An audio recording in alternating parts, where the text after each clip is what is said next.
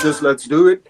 First time, and just a nice chat on e-mobility and where we are and what to do in 2021. Yes. So, but did you also have the chance to take a look at some news this morning? Yes. Regarding e-mobility? Yeah, thank you very much, Baerte. The numbers in Germany, the hard numbers are impressive, but the percentages are still quite low. While in the Netherlands, the percentages at these days are, I think the last number I saw, 26% of new sold cars was battery electric. And this. Oh wow, that's for the Netherlands, right? The 26%. Yeah, that's for the Netherlands. Yes. And this causes, of course, a big impact on the electricity grids in the Netherlands. But this, with the incentives in Germany, this will also happen in near future in Germany as well. And for this, we should roll out our charging infrastructures together. We don't have time to lose.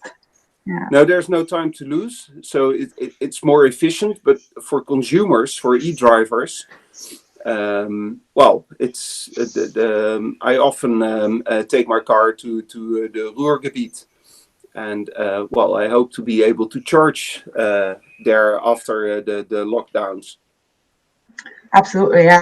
Although we had a little while ago on the grid question, and we are concerned that there's going to be a delay to electrification because of a fear of grid collapse, which is not quite substantiated. We think we can support a lot more electric vehicles with a grid right now, and a lot more infrastructure right now than there is. So I think there's to make that and put that out there as well, that the grid can handle more than there is, and so we should push forward on the electrification even while we build the grid and the infrastructure. We had this fear as well, and as you might know, I work for a grid company, so this is really our core business. And then we did some calculations that in the end there's more than enough capacity, but you have to use it smart. So don't charge all at once at 5 o'clock returning home, but delay the charging till the night when there's no economic activity or whatsoever, and there's more than enough grid capacity, so everybody can be fully charged at 7 o'clock in the morning again. Absolutely, yeah. And I think that's one of the big promises that battery electric vehicles have, right? Is that they can have this kind of buffer function for the grid as a whole. And the big question, I think, for us in Germany, and I imagine it's similar in the Netherlands, is how to incentivize consumers so that actually happens, and how to build up that technology in a way that is quick enough and that works well, so that the vehicles charge when we need them to charge. Now, you mentioned buffering, and that's very interesting because we're doing some projects on vehicle to grid at the moment. So not only on smart charging, but also returning energy from the car to your house. So you can store the solar energy generated during the day and use it at night. But yes, you need two things: consumers open for this techniques, but finances is always a very good incentive, because if you can use your homegrown energy, well, that is of course cheaper than when you have to buy it. So consumers like it, like the idea of independency, and especially when there's a financial incentive.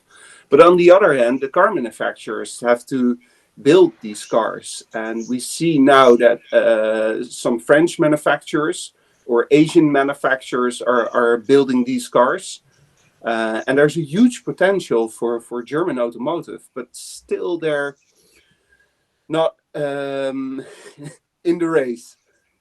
Yeah, I think they're catching up. I think over the past year we've seen a lot more willingness, at least from German manufacturers, to get in the game and really fully commit to electrification, where I think even until a few years ago, they were more hesitant maybe, and now we're really seeing some manufacturers saying, this is the future. We have to get out of combustion engines. So I'm actually surprisingly moving in that direction. But you're right that we're not maybe as much at the front with that as we're in other things. Yeah, but you were the champion on the Energiewende, so Germany has a huge potential, of course. Yeah, so fingers crossed. I think it'll be a conversation how to make that happen too, and I'm curious to hear if you know more about that, a little bit about the somehow legal framework around getting, on the one hand, supporting that type of charging infrastructure that is flexible and that is smart, and on the other hand, also there are of course point of sale bonuses for buying electric cars, but I'm always curious to hear if there are other things that we can maybe do. Yeah, well, you have to do the same trick as the German government at this moment has financial incentives, and other governments also have them. You can use those incentives also for the rollout of charging infrastructure. In the Netherlands, we're doing very big tenders of 2,000, 5,000, even Amsterdam did a tender of 20,000 charging stations. So a company can have their charging infrastructure installed for 10 or 15 years, 20,000. So that's big business. But in the tender specs, you have to be able to do smart charging. So traditional charging, just plug and play, you're out of business. You're not allowed to install that. So by providing some subsidies for local government, from the national government to the local governments, to roll out charging infrastructure, make sure that it has to be smart charging infrastructure. Yes, absolutely. That's something we're watching closely, the legal development here in Germany at the moment. There's a paragraph of our energy. There's currently a draft for it as of just before Christmas. Yeah. Detailing how you can control these, or how you can incentivize these controllable consumption devices that, of course, we're very interested in seeing what happens there, because that's a crucial bit, right? To make sure that the smart charging actually get an economic incentive for charging smartly. I guess what I hear you saying is that actually the point of charging in the Dutch case is incentivized to be smart. Yeah. Which that's something that we're currently, as far as I'm aware, I haven't heard that we're specifically targeting that, but hopefully that can come up. Yeah, again, and keep in mind that the infrastructure you're deploying today is also the infrastructure used in 2035. It lasts that long, while electric vehicles you buy, you depreciate them in 5 years or so, and probably they move to other countries to be reused as a second-hand car. Absolutely. So the innovation in new cars is much faster, but you have to be not only smart in the charging, but also smart in your tender specs, that the hardware you're installing also is able to be upgraded with new specs. At this moment, as I mentioned, there isn't very much of vehicle-to-grid cars.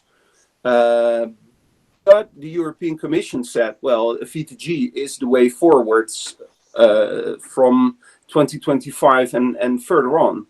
But the charging infrastructure you deploy today has to be able to be upgraded in 2025. That's an interesting point.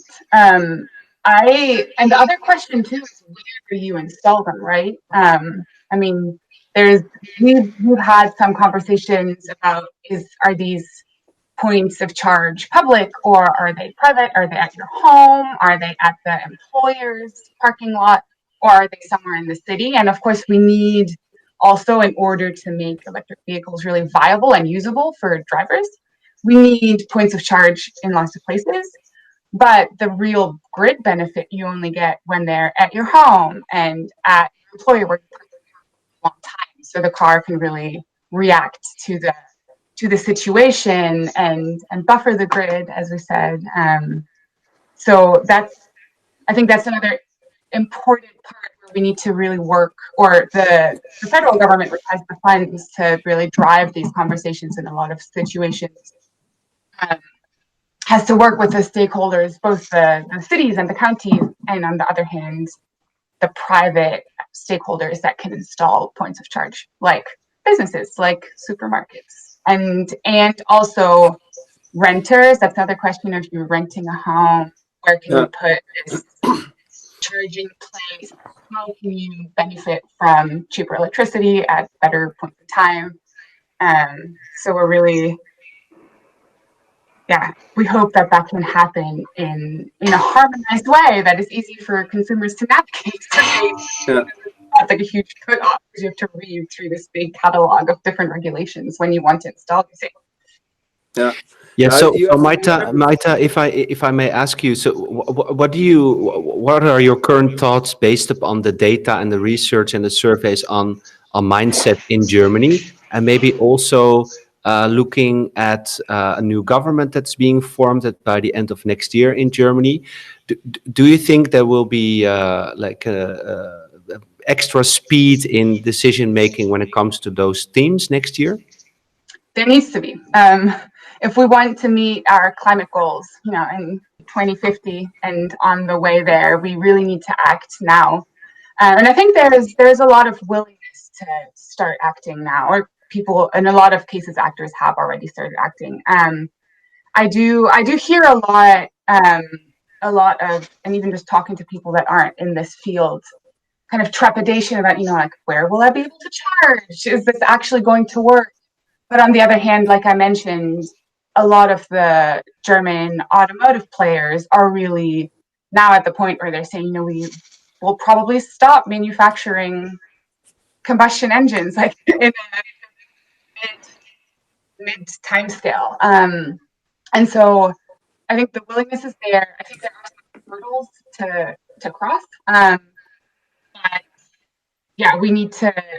we really need to start building this infrastructure. And like I said, there's some laws that have been in the books, like this paragraph that I mentioned in the energy econ law, that is now being detailed and that is now being worked on to be able to get these things to happen, this year, or get to start them to happen.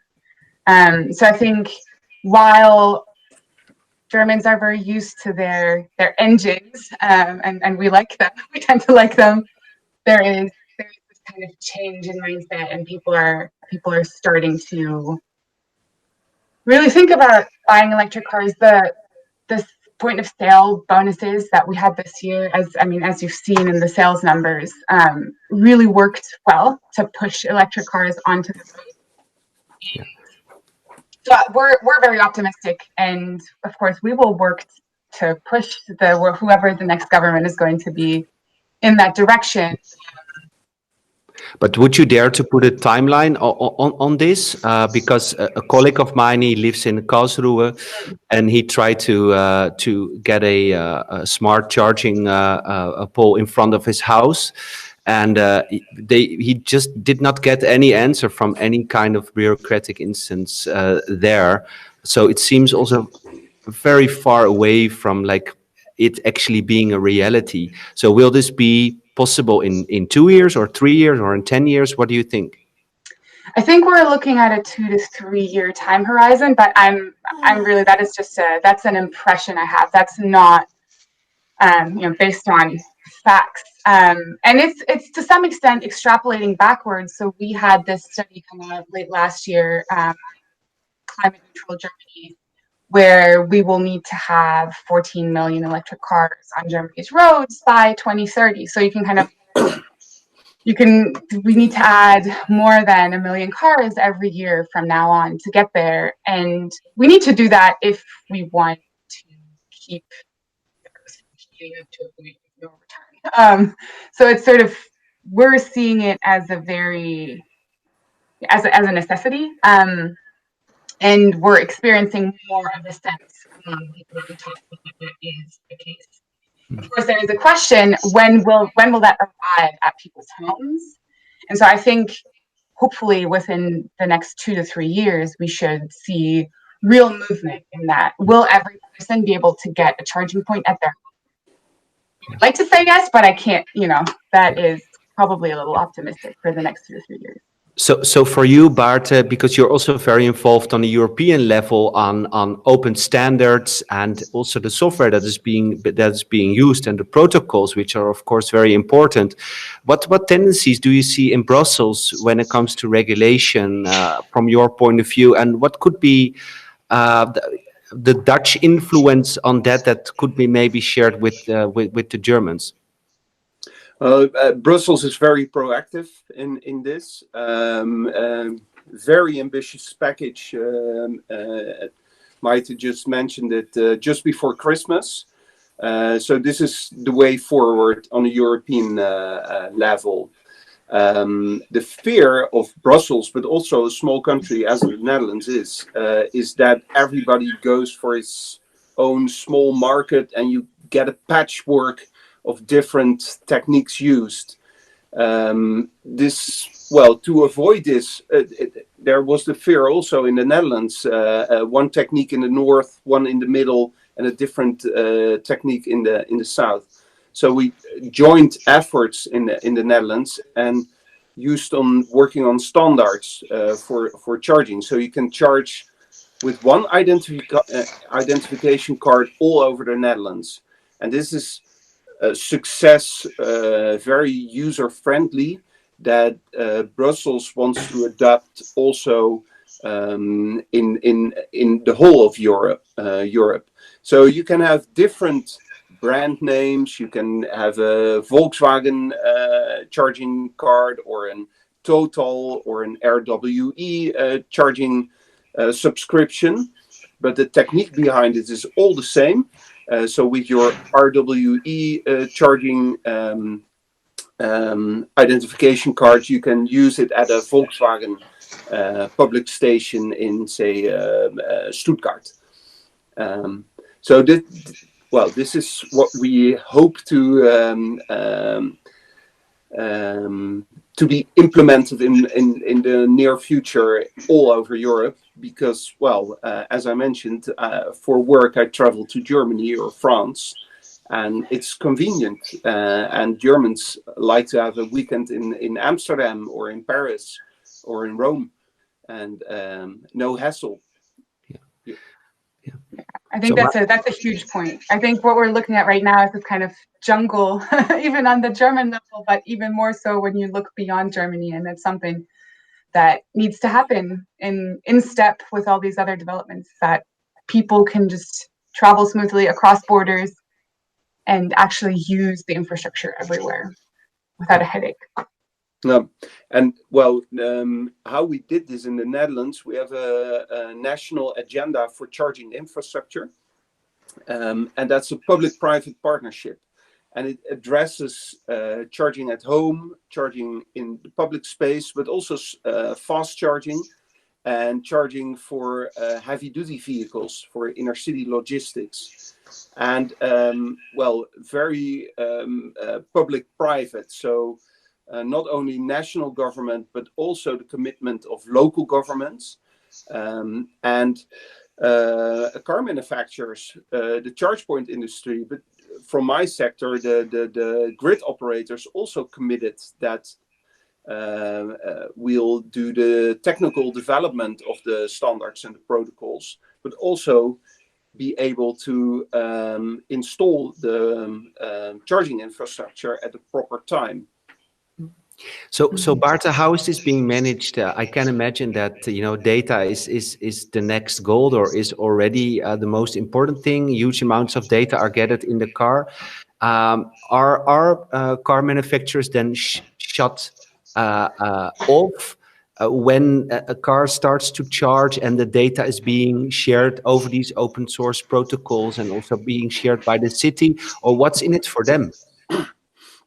Well, I think the point you address is the right thing. We should share data, and nowadays we see municipalities keep the data for themselves, or charge point operators keep the data for themselves, and the state of charge of the electric car is a black box for us.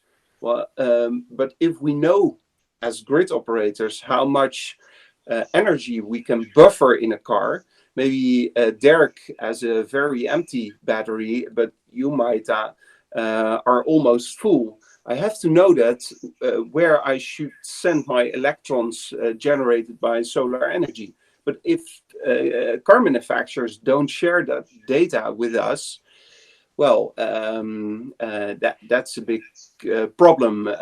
And on the other hand, I must share my grid capacity with car manufacturers. So where can your consumers, your BMW drivers, charge their car or can't charge their car to avoid disappointments?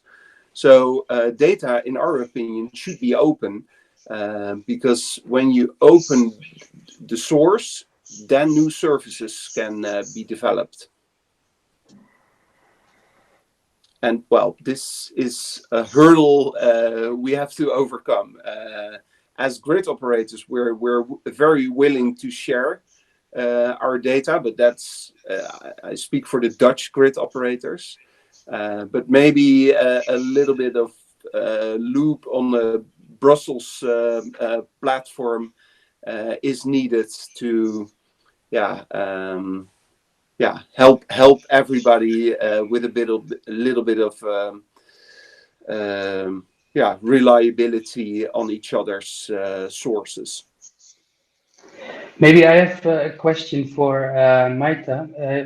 Agora Verkehrswende is also cooperating with associations like Städtetag and the organizations involved in the big cities. Which role do you see for the German cities in getting the Verkehrswende further? Yeah, great question. I think they have a huge role in developing an overall system, right? Because as has emerged in this conversation, we don't really quite know what this whole system is going to look like. It's going to need to be an integrated system, but it could take all kinds of different shapes. And we, in the research that we've done, have found that it's really important that cities take these leading roles in developing the shape of this charging system so that it can fit into the cities as they grow into the 21st century and beyond. So one thing that we found is that what type of charging infrastructure, of public charging infrastructure is built has a large impact on what it looks like sort of in terms of urban form. And so if you can build fast charging points at public charging hubs, then you can really protect urban space. You can keep space for pedestrians. If you have these very slow charging stations or just regular charging stations, you would have to put a lot of them, and they would take up a lot of space in order to really satisfy the demand of the 14 million cars we will need to have in 2030. So that is one aspect of it, and we think that is sort of one side of that coin, right? Like we have the public charging infrastructure, which the cities need to really be heavily involved in, and then on the other side, as Baerte also mentioned before, we need to have these sort of longer term charging spots at places where people leave their car for a long time, where cars are going to be parked anyways, so space is not. And then, of course, it would be an oversight not to mention that we, as Agora Verkehrswende, really think that, are convinced that just electrifying personal passenger cars isn't the whole solution. It's what our models show as far as we've run them, so that the cities need to be also involved in building this more integrated system that has not just a car electrification, but also a larger mobility transformation where, you know, eventually people will use fewer cars, because as we transition to all renewable energies as well, we will have to allocate that renewable energy. We can't just keep growing and growing and growing our energy demand. I don't know how you feel about that, Baerte, but that is certainly our view. And so the cities are the locus where a lot of that development comes together and coalesces. So they need to be involved and take this leadership role in getting things to come together in a way that's good for them. Yeah, I totally agree. I think the challenges are the same for German cities and Dutch cities, also French or English cities. There are some very interesting projects where new mobility is integrated with electrification and new energy generation. So car sharing is one of the things which is a snowball effect in this. The city of Utrecht, for example, wants to build houses with almost no parking spaces, but still the people want to have a car. So if you have fewer parking spaces, you have more parks or public space, or you can have more apartments built. This is the logic, the business case for the municipality. But the people still want to have the cars, and this is where the car sharing concept comes in. So 100 parking spaces for a car sharing project for 1,000 households. And the interesting thing of car sharing is that we know very well when people are making a reservation. So when does the car has to be fully charged, and when will it be returned empty? So we can align our energy generation and grid capacity with the charging. So when it started as an ambition of a municipality, I don't want to have much cars in the city. It looked like a problem, but in the end, it was a solution for buffering energy generated in this big housing project, because it has wind and solar roofs and stuff like that. And we had a problem in the summer with a peak on the grids generated by the solar energy. But the solution was, in the summer everybody is at vacation and the car sharing, the shared cars aren't used. So that's where we can buffer the energy. Yeah, so we have 2 minutes left before I want to conclude. So one very concrete question for Maita. Which city in Germany do you think is the most far ahead when it comes to concept planning and also awareness around smart grids and data protocols, and actually trying to also take this into the discussion? It's a controversial question. I'm actually not sure. I think there are different cities that have different advantages. I want to say, Berlin is, as usual, far ahead, in part because it's very big and there are lots of things that can be tried out and has been very innovative. But I really don't want to pass a judgment on which city is furthest ahead here. Okay, but I mean, in general, the awareness around like the use of data for and data protocols in smart grid debates is there also within the concept planning of cities now at this point. Yes, there's a lot of awareness at this point. There's not necessarily, and this is a whole nother topic, right? But there isn't often in municipal structures the capacity to really address these issues, because people aren't educated, like people are not either IT experts or engineers. So it's very hard for those folks that are maybe traditional city planners to wrap their heads, or they have to put a lot of work into doing these new things for them. So that's, I think, also work in progress, but we're making strides. Okay, so Baerte, I mean, you've been trying for several years now with concepts to go to German cities and try to explain to them what could be possible. What could be your contribution for German cities?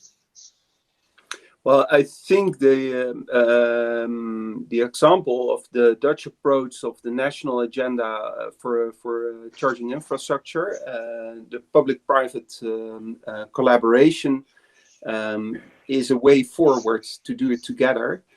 And in this national agenda, there's a very big thing for standardization, and we did this for the Netherlands. So no different techniques for Rotterdam and Amsterdam. But nowadays we go abroad. We travel to Germany and Germans travel to the Netherlands. And this standardization should really be done on a European level. So I would really like to join efforts with German cities, that we don't get a patchwork of different techniques, but it should be one smooth journey. So very interesting. Thank you so much, Baerte, but especially you, Maita, for being part of this D-Talk on e-mobility. I'll leave it up to you to talk further about all of these topics. But I think for now, because this format is also like a short format, we want to really engage with the current news, so the news of today. I think this was it for today. So thank you so much for joining. Thank you very much, Derek.